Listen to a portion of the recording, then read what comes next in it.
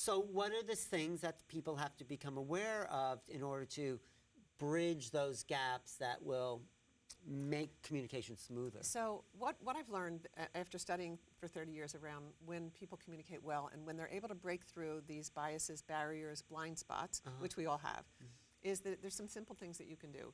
When introduced to a new human being, if instead of going into judgment, a lot of times we listen to judge another person. Whether you like them or not, because sometimes you like the wrong person for the wrong reasons, Exactly. and it's like, that's the same mistake. Exactly right. Okay, so. Right. So you to test this, and I have a lot of experiments in the book that people can do, but you listen to connect. That's the first thing. So instead of to judge or reject, listen to connect, and you're going to watch your physiology change. So what does that mean? I'm listening to connect. How do I feel when I'm with this person? With this person, and to be curious about that person. So I want to discover things about you.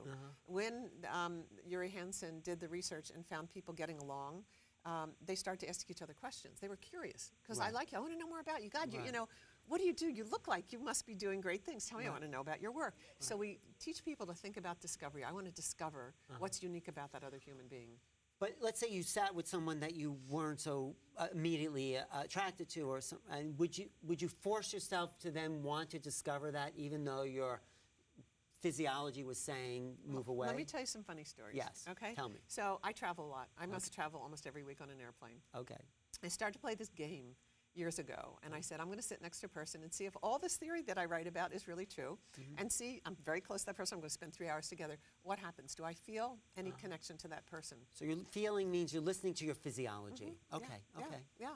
And if there's something about that person, if they go to sleep, you know, that's another thing, right. I'm not going to wake them up to find out, but to test my theory, but what I will do is I will notice something about them, and then I find all of a sudden I'm noticing something, and then I get curious, and then I have to ask them a question. Okay.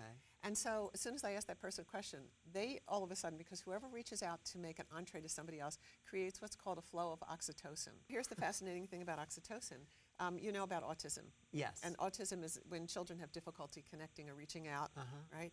I did work with autism for a while before I got into doing corporate work, and there now is a something that you can sniff, that's oxytocin sniffing, that they give to children. They started it as an experiment to see if it could change autistic kids to make it easier for them to connect. I see. And lo and behold, squirting oxytocin in their nose, these kids began to have collaborative behaviors.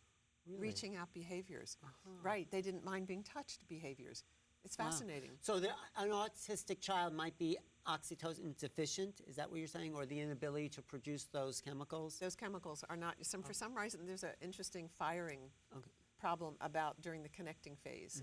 So getting back to, like, you reach out to the person, you produce oxytocin, and then what's the next phase of that? It makes it easy to speak, to ask questions, to be curious, to talk. It actually facilitates the collaborative experience, what I call co-creation, where people are really engaged with each other. What Uri Hansen figured out is that when people start to really get along with each other, the patterns of where blood was flowing, blood flows to certain parts of the brain, and that's what masters you at the moment. So if blood is flowing towards more sharing, then I'm going to be sharing more. Well, what makes more sharing? If I share to you and you share back to me, now we've triggered and activated that part of our brain, and we want to do more of it.